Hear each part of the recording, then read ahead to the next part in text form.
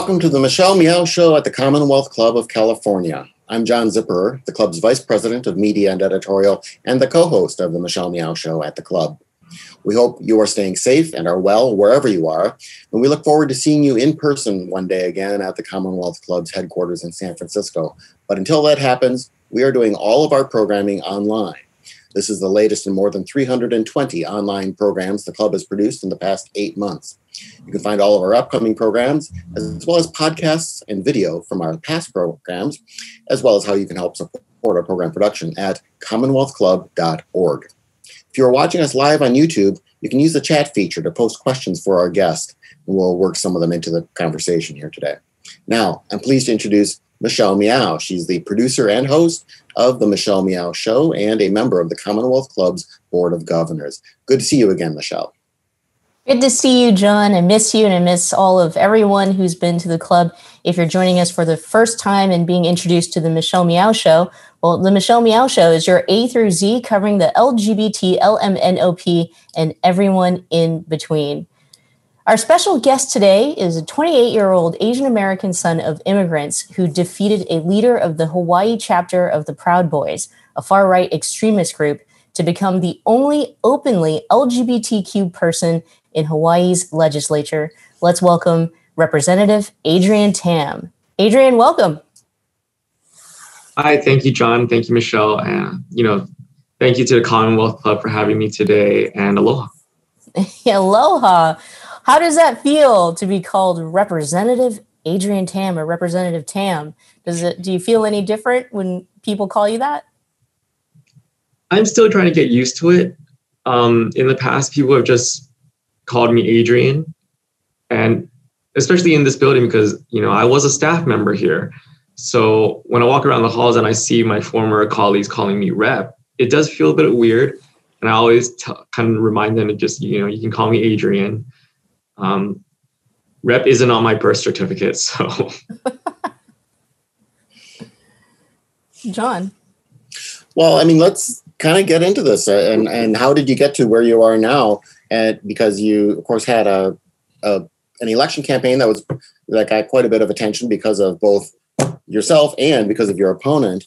So take us back to, okay, you're working in the legislature as a staffer. Why did you decide to run? Because you took on an incumbent Democrat for that seat, am I correct?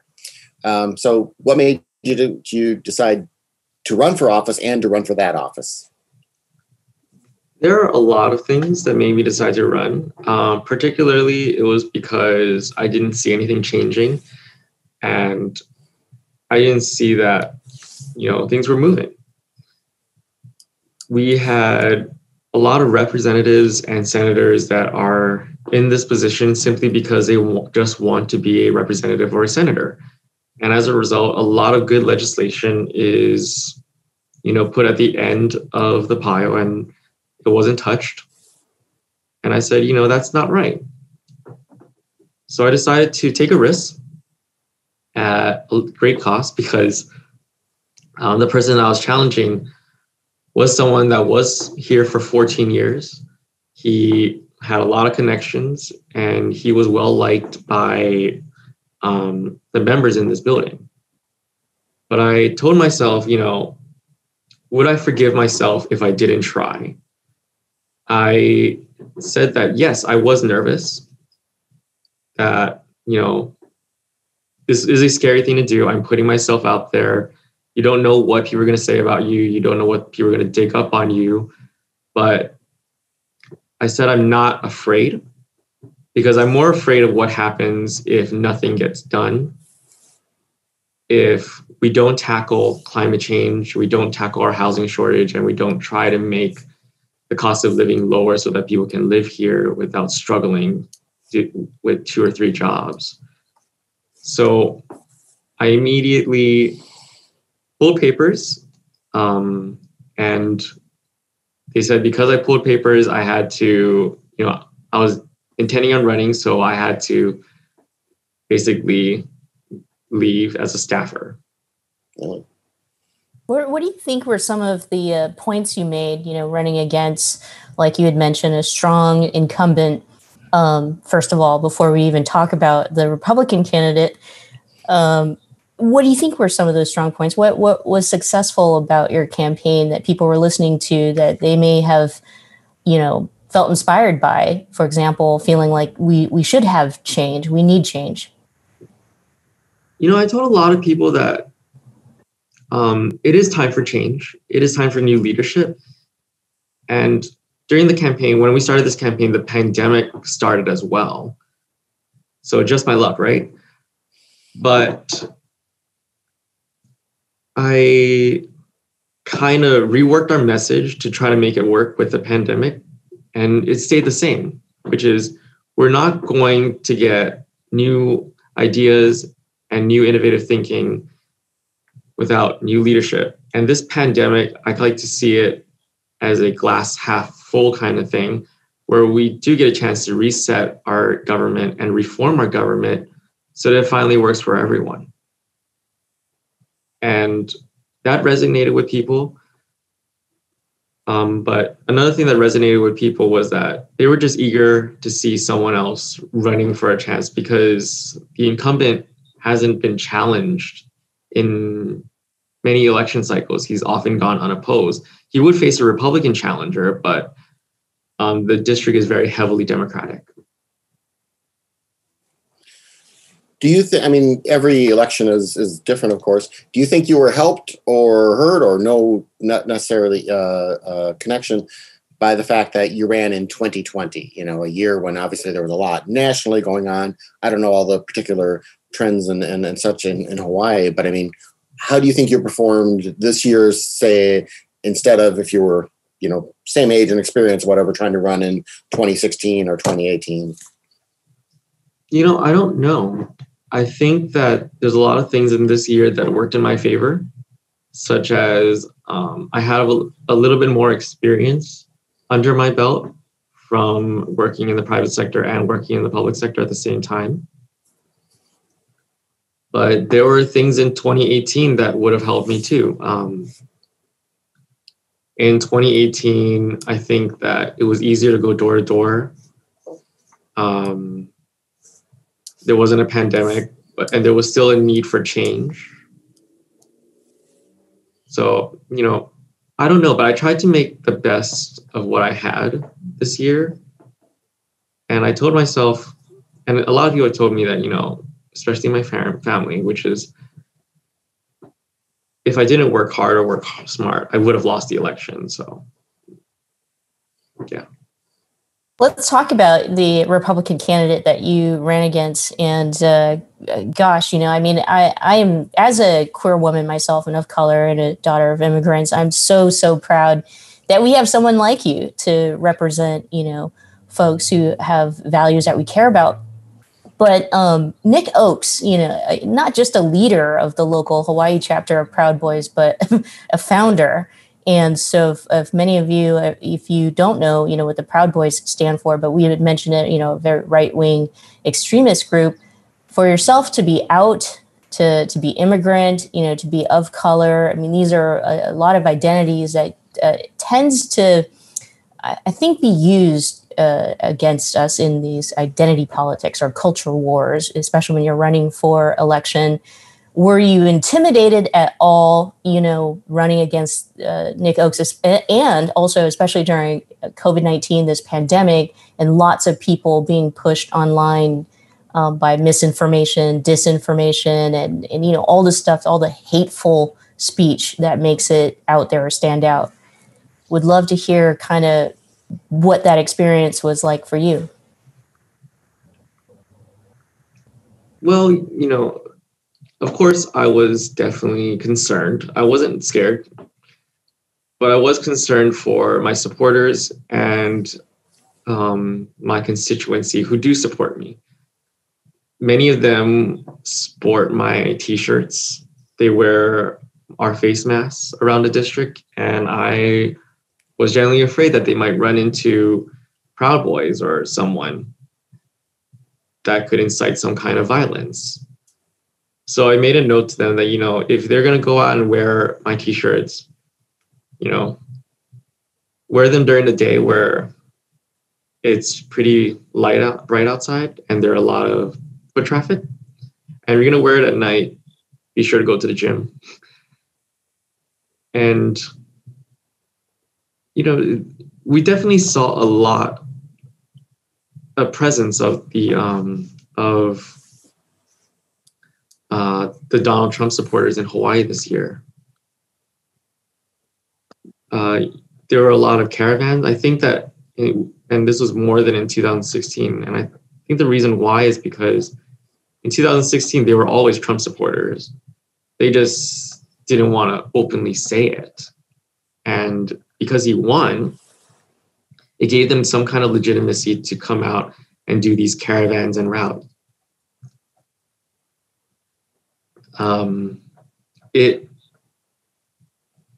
It was a challenge to campaign against Nick Oates because the Republican Party every year has always put up some candidate that is a bit extreme, but I don't compare Nick Oates to any of those candidates because I think that his type of right-wing extremism is like sort of the Indiana or like the red states kind of right-wing extremism that doesn't fit well here in Hawaii, which is predominantly Asian Americans and is a solid blue state. So my team and I, we kind of sat down and we had to talk about, how we were going to approach this. And we came up to the conclusion that, how we're going to approach this is that we're not going to give him any media attention. We're not going to, give him a spotlight or a platform. Because after I won the primary, I became sort of the new shiny object. And I've been meeting with a lot of people. Many people wanted to meet with me. Many people wanted to talk to me. Many people wanted to interview me.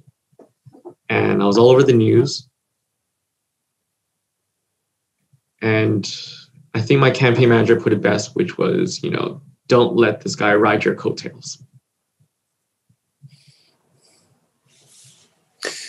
We've got some questions coming in from the audience, and a couple of them are on the issue of sexual orientation. One person writes, I hope we can get to a time and place that sexual orientation is no longer even of note, but that may be in the distant future. Someone else congratulates you on your successful campaign and adds, I am curious what sort of, if any, homophobic attacks you had to deal with during your campaign, and how did you deal with them? Thank you for that question. So the homophobic attacks that came was through Twitter, mostly. I, like many others, have put my pronouns in my Twitter bio, he, him, his. And, to me, no big deal. I can take it off, sure. But I kept it there because I wanted people to know that I am someone that they can talk to and they can be themselves with. So the Republican Party and my opponent, went after me for that, saying that, I am out of touch with the district. The district doesn't care about pronouns. They care about Antifa. So those are the extent of the attacks. The reason why I don't think they truly went after me for anything else is because my district is very predominantly liberal, and there are many businesses that are owned by LGBT people in our district, and we have many LGBT residents as well. So we have several gay-owned businesses like Bacchus and Hula's there. So I think that if they attacked me on my sexuality, I think that it would not have gone well for them. I love that. It wouldn't have. It won't. Yeah. Well, let's talk about, District 22, which includes Waikiki. Big tourism dollars obviously impacted by COVID-19. And, everyone's talking about it, especially here in this country. I mean, what are we going to do? I think that you had mentioned earlier in an interview or an article in having some plans, drumming up local dollars to kind of offset the lost dollars in the economy. The Republican candidate, Nick Oakes, talked about, not really believing in COVID-19 and that, we shouldn't be in this kind of a lockdown and businesses should be open. Tourism should be open. Well, he lost. So would like to hear your thoughts on, the pandemic, how it's impacted District 22 tourism dollars and your plans. Yes. So when the pandemic happened, we shut down everything. We implemented a 14-day quarantine for anyone flying into Hawaii. Right now, we have a new pre-testing program where if you want to fly to Hawaii, you take a COVID-19 test 3 days beforehand and uploaded that to our website, and you'll get a QR code once it's negative, and you can get through and bypass the quarantine process altogether. So we made significant progress in trying to, revamp our tourism in Hawaii. However, at the beginning of the campaign, a lot of us were woken up that, tourism is not sustainable. It's not a sustainable economy. The three economies that hold up Hawaii is tourism, construction, and our military. And I compare it to a three-legged bar stool. When one of those legs is gone, it doesn't become a stool anymore. You can't sit on it. So my big plans involve diversifying our economy.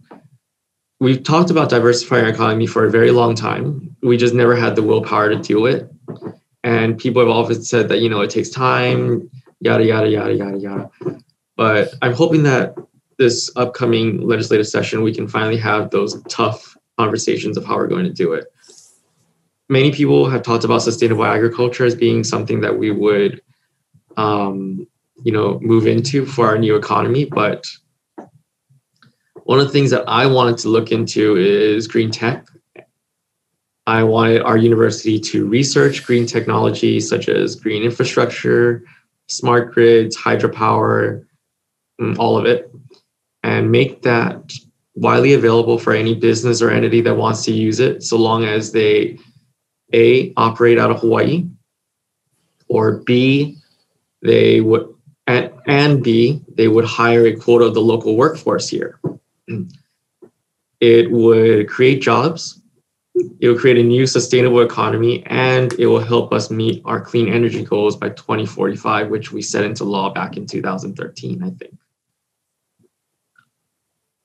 So those are just one of the plans that I'm introducing. Another thing that we're facing is a $2.3 billion shortfall in our budget. So prior to this pandemic, we were in the green, and now we're in the red by a lot. And it looks like that it's going to grow in the upcoming years ahead because we still have to keep our government running. We can't just, cut services altogether. We need to keep it going. So our deficit is going to be higher than expected in the upcoming years. I told my district that I was not going to support any tax increase or new taxes on them. However, I do want to look into the idea of taxation of real estate investment trusts, to implementing a visitor's fee of a flat rate for every visitor. In 2019, we brought in 10.4 million tourists to our islands. And if each one of those visitors paid $5, that would be around over $50 million for our economy that doesn't have to come from our taxpayers. So the ideas are there, and it goes back to what I'm saying, we're not going to change our economy. We're not going to reform our economy if we keep electing the same people over and over again with these outdated perceptions and, who aren't thinking innovatively on how we're going to fix our economy. Along the same lines of the economy, I assume like here, we're witnessing practically an apocalypse for small businesses, especially restaurants and retail shops. Every time we just start easing up the rules on things, they have to shut them down again, and it's obviously it's hurting employees. It's wiping out some small business people. I assume that's a similar situation across the country where they're doing COVID restrictions. Any thoughts on what states can do and any plans you might have to be able to help out small businesses? I mean, here in San Francisco, there are 94% of the businesses in the city, and they're really hurting. Yes. So we have a lot of CARES Act money that needs to be spent.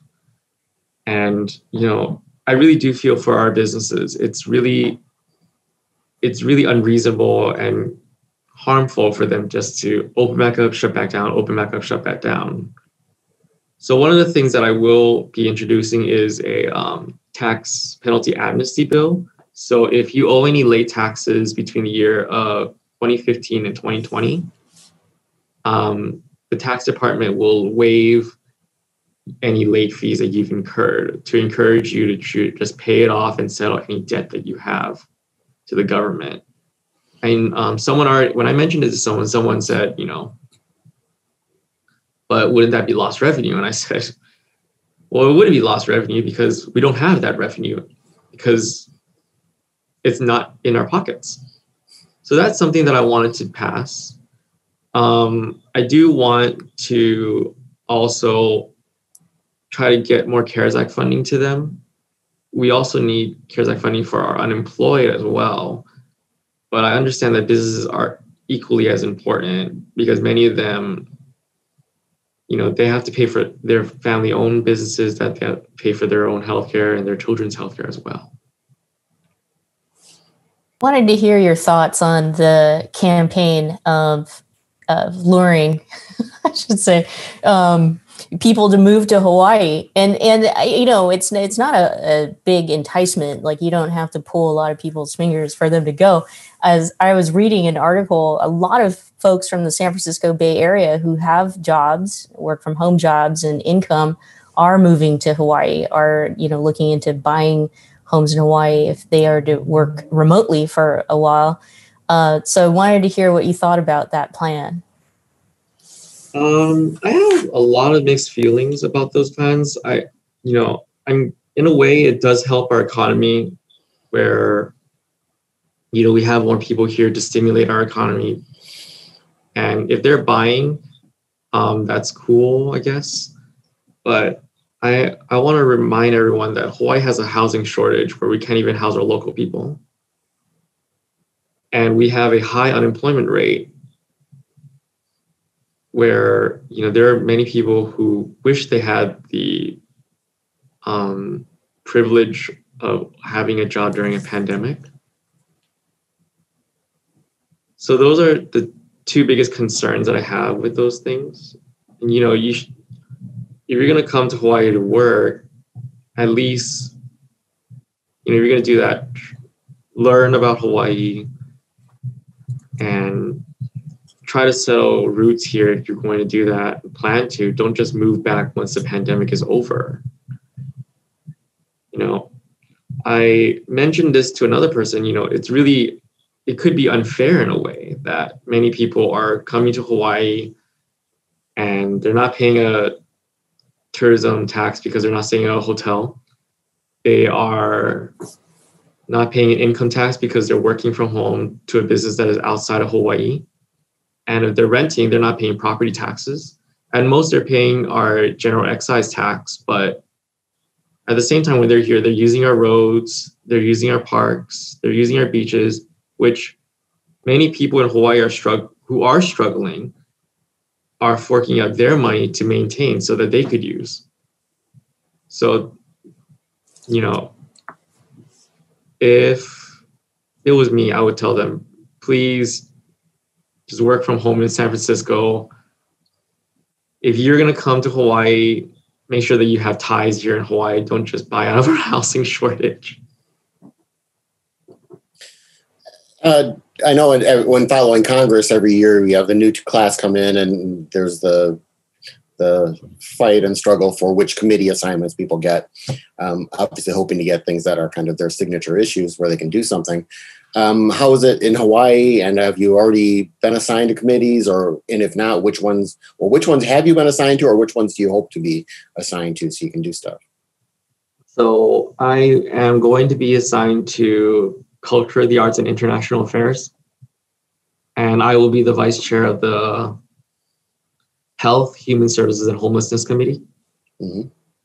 So homelessness is one of the biggest issues in my district because it happens to be very dense. And it goes back to the fact that we have a housing shortage. There was a study that said that we needed 65,000 units by 2025 to meet our demand, and we are nowhere close to that. So I will be the vice chair of that committee. And I am very fortunate to be on the finance committee, which is kind of like the, Senate Appropriations Committee in the United States Senate that deals with all the money. And the reason why I wanted to be on that committee was not just so I can advocate for my district, but to also learn the budget and to, understand it too.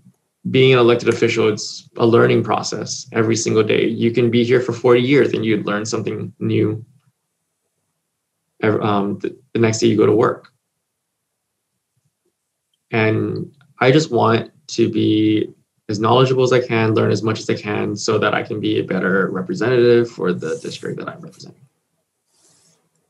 On those lines, anyone in particular you're excited about, working with coming up in the new year? Any person I'm excited about working with? Yeah. Any individual, any folks that you might be, excited about rubbing shoulders with or extending, networking with? Yes, I am really excited to work with the senator for my district. She and I have worked closely when I was working in the Senate.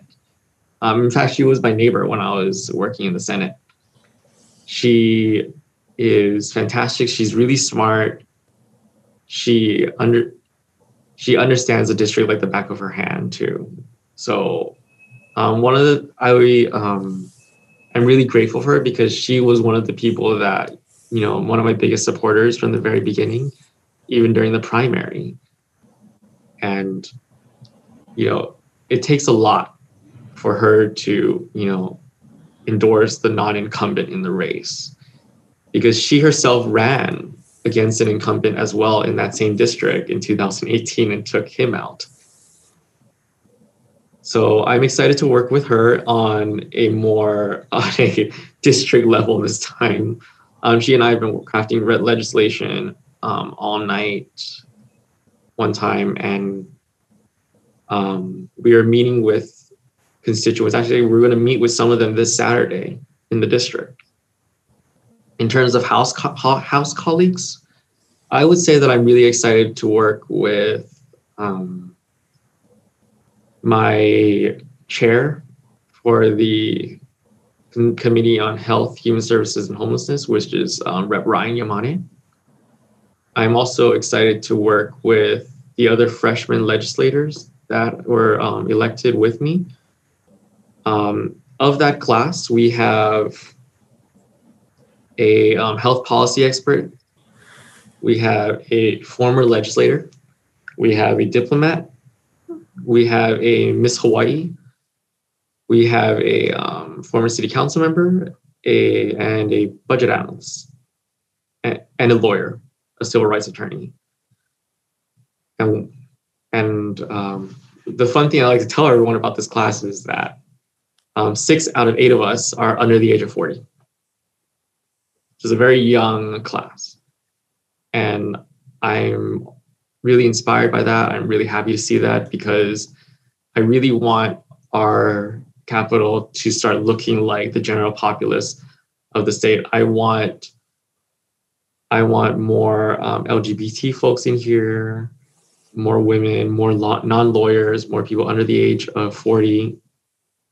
And I would love to see people that, are part of the disabled body groups, disabled individuals groups here. I just want as many perspectives as I can in this building because it will help us do our job better. So where did your interest in politics come from? Were you as a child interested in politics? Were your parents, talking about it at home a lot? I mean, or did this develop for you in or after college? Where did this come from? I was always interested in politics. I thought it was interesting to look at policy and to see what changes can be made. I've always been interested since I was a young kid. I didn't think that I would ever run. When I graduated college, I was planning on, working at my mom's real estate business and then going to law school after that, after taking a year off. But I ended up working for a house member here for about 4 months as a temp job. And I kind of fell in love with that. So I started working on campaigns, and this was 2016. So that was when Donald Trump was coming on. And when Donald Trump was elected, so was my former boss. So he hired me on as his office manager.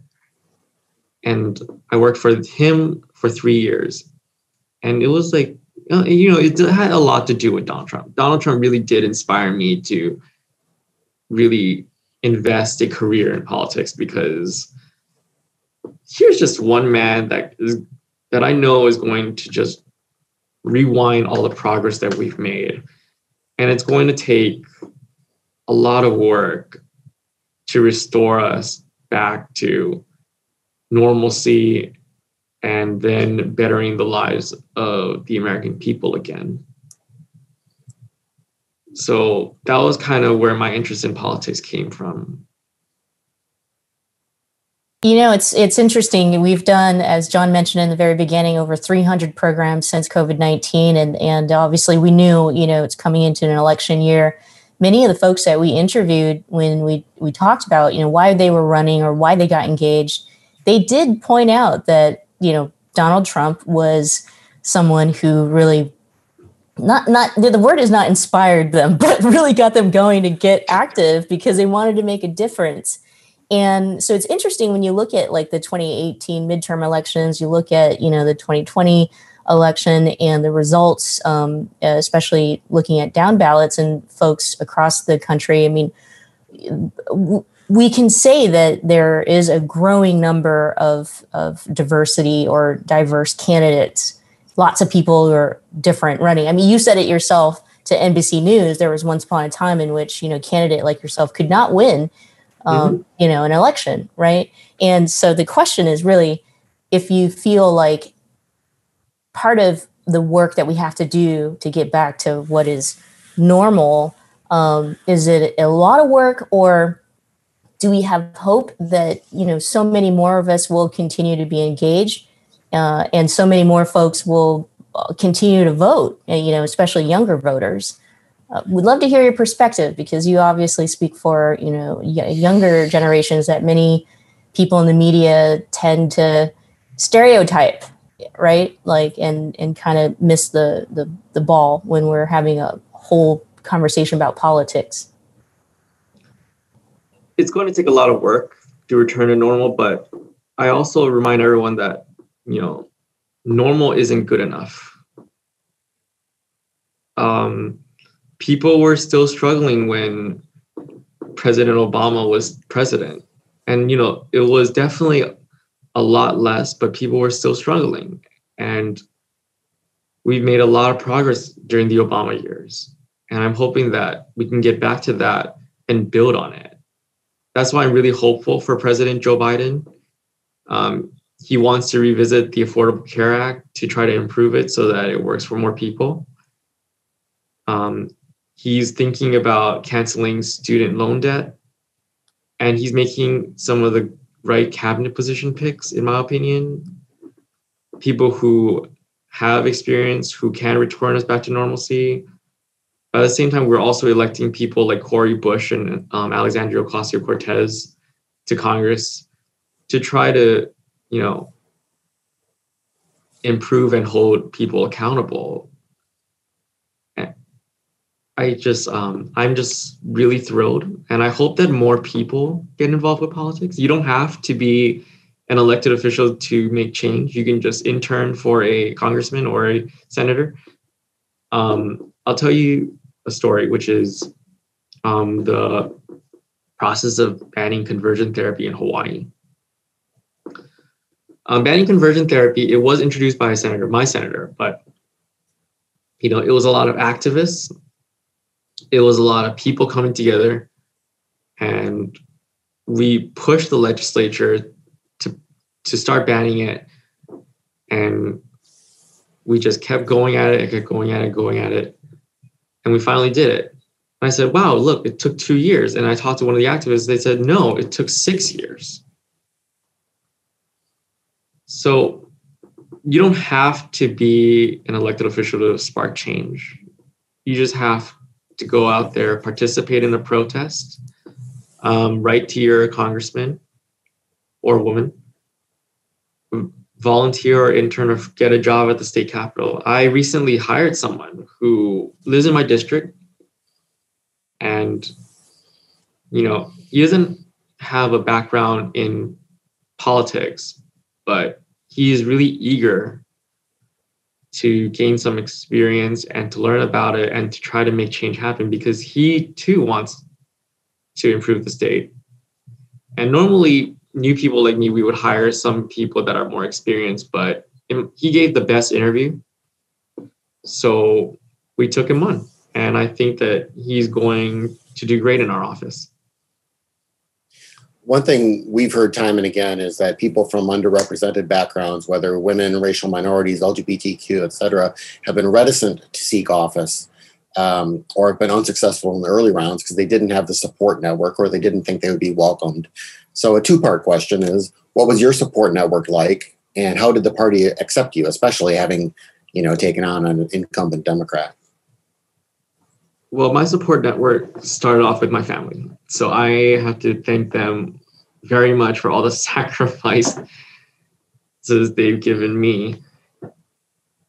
But my support network came from close friends.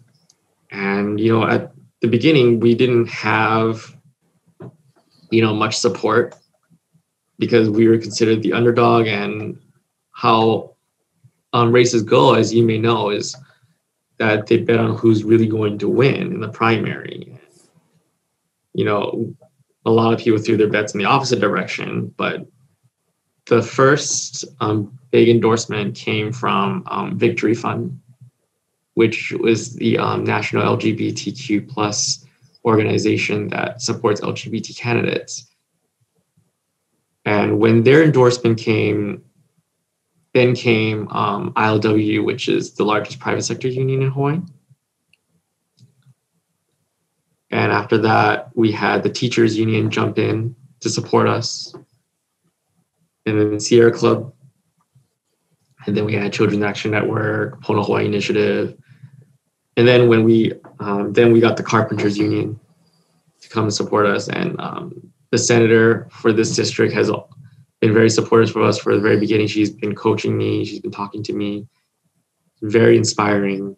So that was my support network. It was a crescendo of good things leading up to the primary. And towards the end of the primary, we were no longer considered the underdogs, and people were surprised. People would have been surprised if we lost, is what people were saying. And we ended up eking out a victory. And after we eked out a victory, the primary was over and we came together, and the party, welcomed me with open arms. The party chair is actually a good friend of mine, Tyler Dos Santos Tam. No relation. He is also part of the LGBTQ plus community. So, of course, they welcomed me. They offered me a lot of help. And the leadership in this body has been so welcoming as well, because I told them that, I'm eager to learn. I want to make change. And I hope that, they can mentor me so that we can reform our government. And I think they have the same sentiments, and they have the same perspectives as well, the idea of reforming government too. Speaking of the Democratic Party, more candidates like yourself who are running, and maybe have, new emerging ideas, different ideas, not necessarily doing things that the established candidates have been doing or longer, elected politicians in our party, or I'm sorry, in the Democratic National Party, have been doing. And so I would love to hear your thoughts. I mean, I just listened to President Obama kind of give, not a lecture, but a statement and his thoughts about some of the younger serving Democratic elected leaders, such as the Squad, and kind of criticize a little bit about, their stance on like something such as defunding, police. And so the heart of the question is really about, you've done it successfully by showing that voters care about, change in your district, your state, that maybe we need to really have a coming together, other Democrats, long-serving Democrats, and understanding that change may be good. Your thoughts on, bringing the party together? Yeah, we have to embrace change. That was what President Obama ran on in 2008. It was the Hope and Change campaign. It's inspiring. And it goes back to what I said, going back to normal, getting back to normal, that's not good enough. We have to fundamentally bring change that will benefit everyone in this country.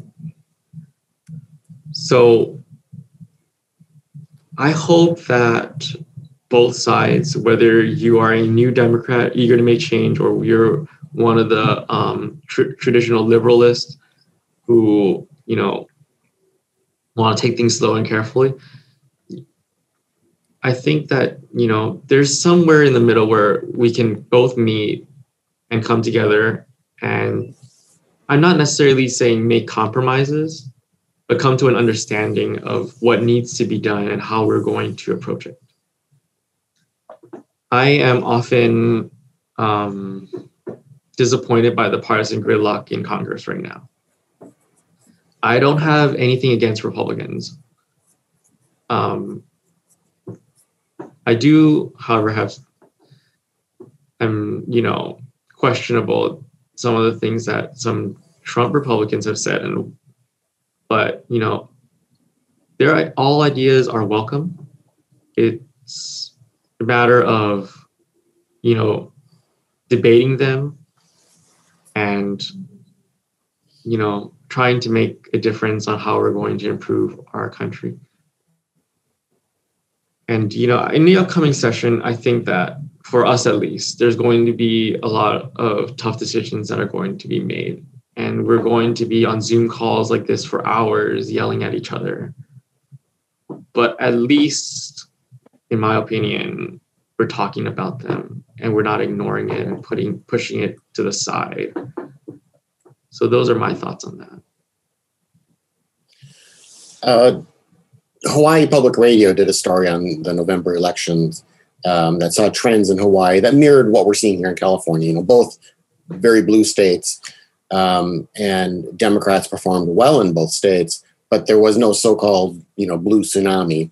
And like here in California, we also saw a number of our statewide referendums that did not go the way you would have expected in a strongly blue year. So kind of what you're talking about being able, the different factions being able to talk to each other and try to come up with something does seem to be something that is a good skill for politicians and non-politicians these days to have, or else we're all just kind of in our own little, echo chamber screaming at it ourselves. Could you talk a bit more about District 22, the district you represent? I mean, you've mentioned a bit about it. I mean, has this, you mentioned that it's got a fairly large LGBTQ population. Has it always been a fairly liberal district? I mean, we talk about San Francisco's Castro district, and that used to be a conservative, Italian American district. So tell us a little bit about the area you represent and how you do it. Yeah, so the district is fairly liberal. It was represented by a Republican in the past. Up until 2006, I think, it was represented by a Republican. And he was a very moderate Republican too. As a matter of fact, he's one of my friends, and we spoke at length during the campaign too.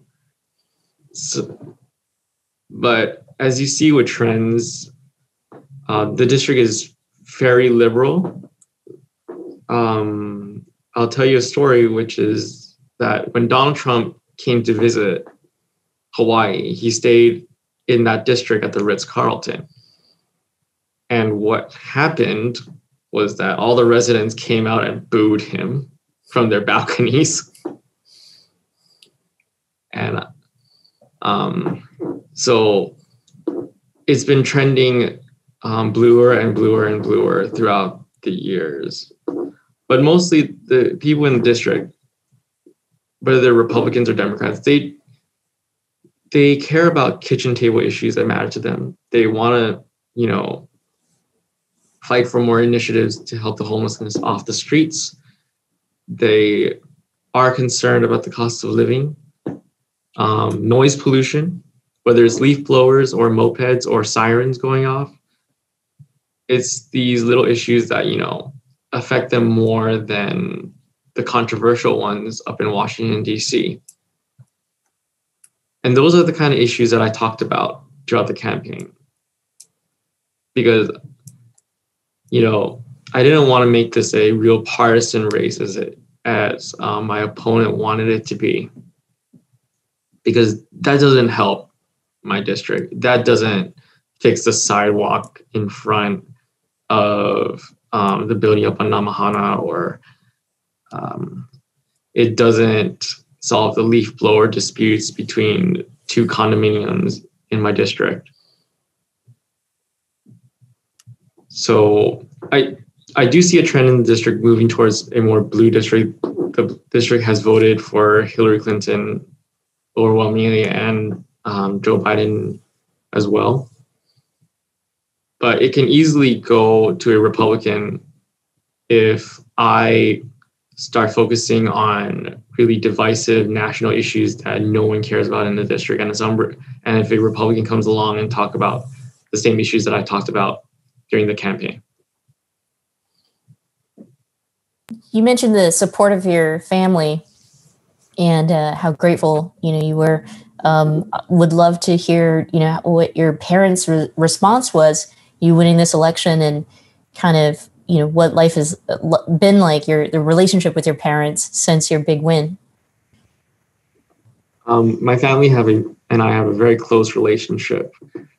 So they were there from the very beginning. They made phone calls.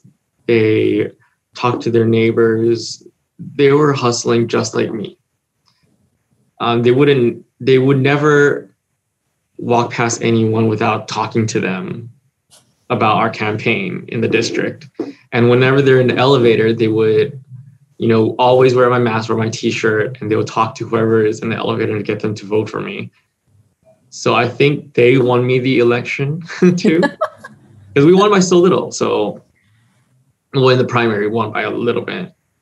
And, in a way, I'm happy that we won by a little bit, so that everyone kind of feels like they have played a part in this victory. Sorry, John. I was just going to add to that, and being an Asian person myself, and knowing that my parents who had immigrated here, winning an election like yours, making history, was like a big deal. Should probably drive their car around the block telling everybody what just happened and who I am. And just wondering if you wanted to share any, special cultural stories for many other API folks out there who look up to you and who are saying like, wow, one day I'm going to be the next Representative Adrian Tam. Yeah, I do. I do. You know how a lot of, you will know, Michelle, our parents like to brag about what their kids are doing, right? So, I made a joke that the entire country of Taiwan knows my name. And I think that resonates with a lot of kids.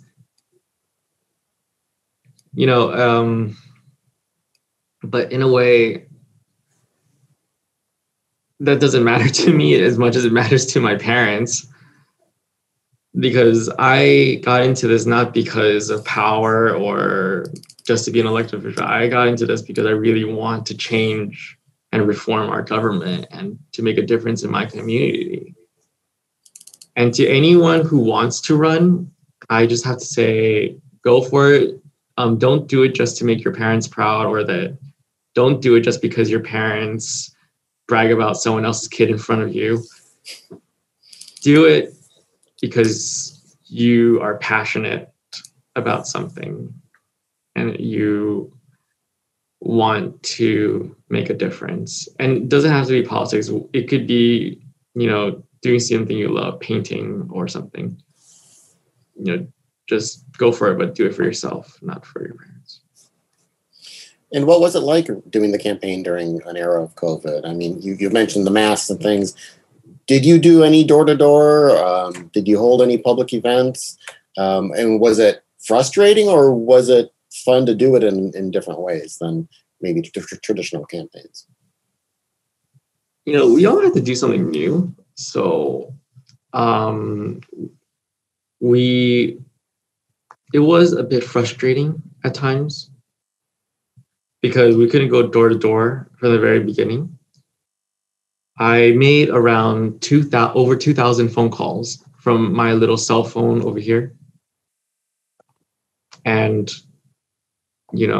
I tell people I'm deaf in my left ear because of all those phone calls.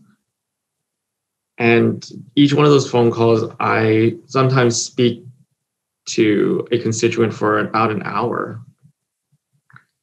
But I would give them my time, and that's what I really enjoyed.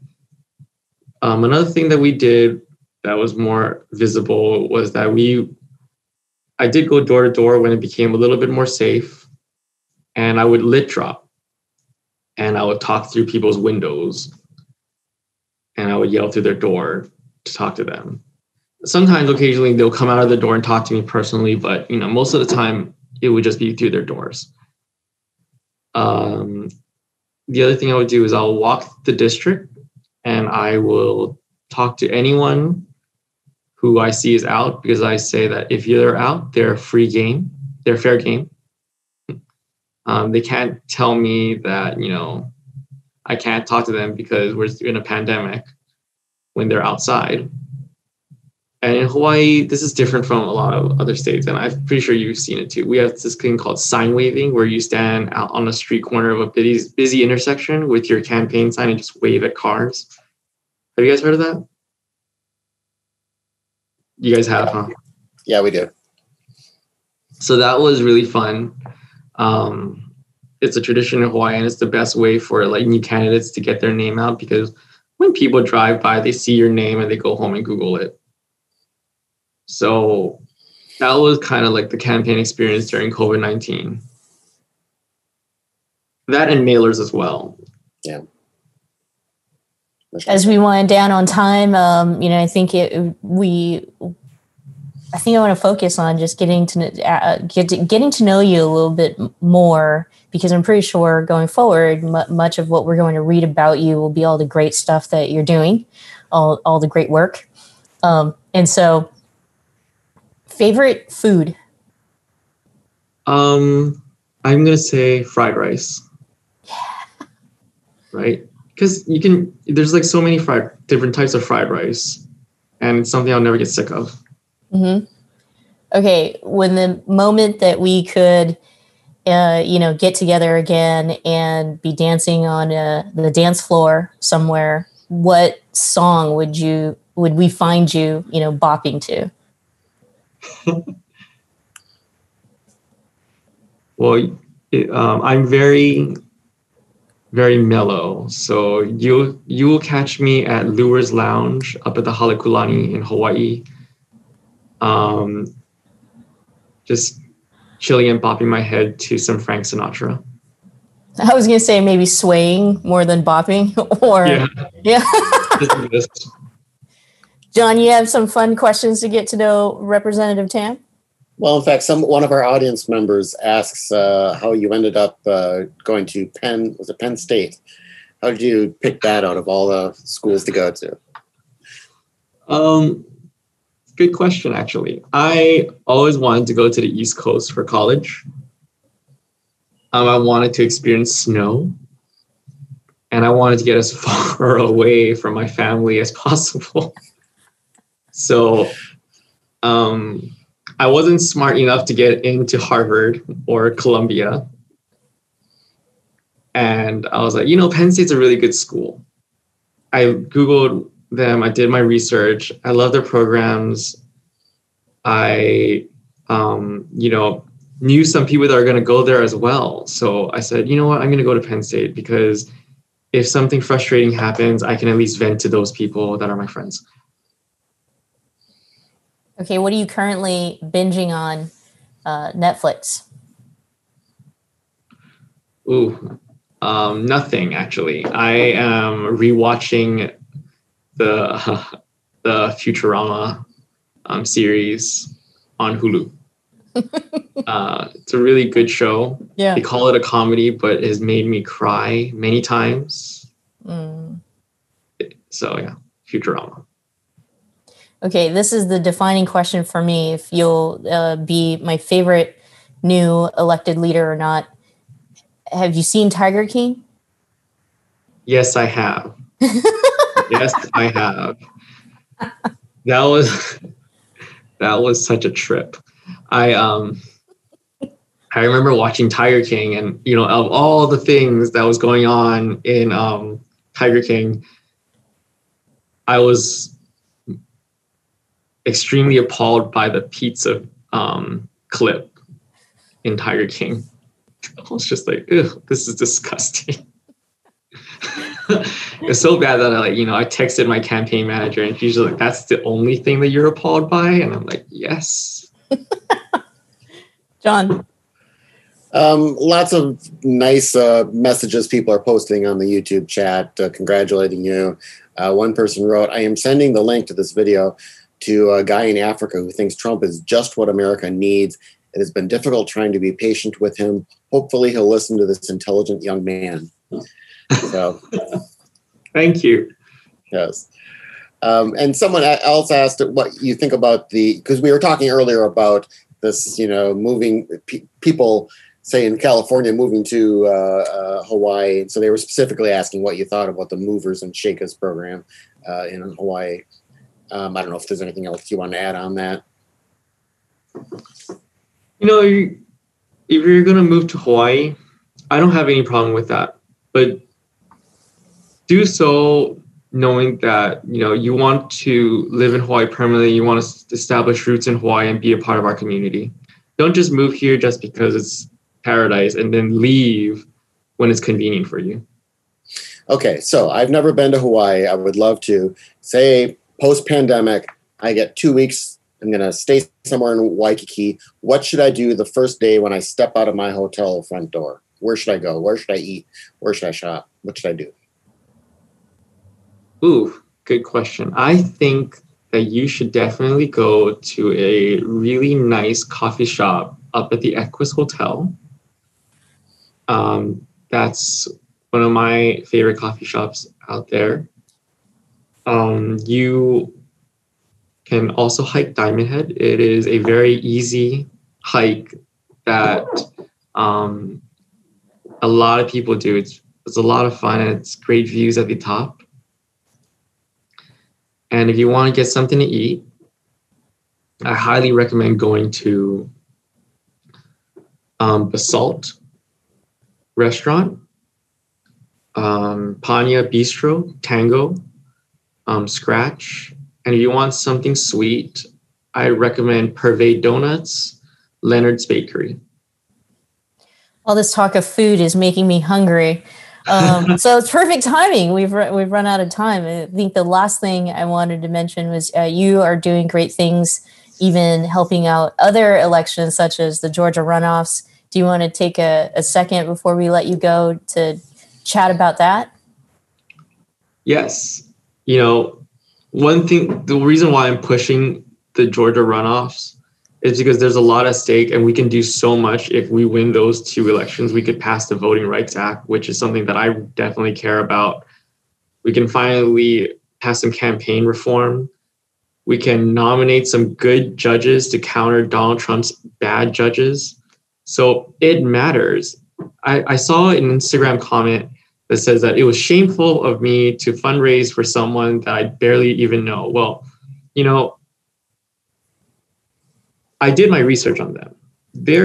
Raphael Warnock and Jon Ossoff are 2 very, very highly intelligent, caring people that would do great things, not only for Georgia, but for this country as well. I wouldn't fundraise for just anyone. And for those things that I said earlier, they matter for the people. They matter for people like you, and they matter for people like me. We have to win this election because we cannot afford not to not win this election. Like again, the Voting Rights Act. The Voting Rights Act used to be something that is nonpartisan, where everyone came to a consensus on, but it became very partisan when more racial rhetoric out there came brewing after President Obama's election, where the Republicans started not to support it. So if you live in Georgia, please get out the vote and tell all your neighbors to vote as well. Thank you so much. Thank you, Representative Tam, for joining us here and sharing an hour. Congratulations on your election again. You make us proud, and can't wait to see you in action. John. I'll just have the final words, also adding my thanks to Representative Tam and, of course, to Michelle Miao, and from everyone else here at the Commonwealth Club. Thank you for watching us today. Please share this video and the podcast, and find out more about our upcoming and our past programs at commonwealthclub.org. If you want to see what Michelle Miao has coming up, commonwealthclub.org.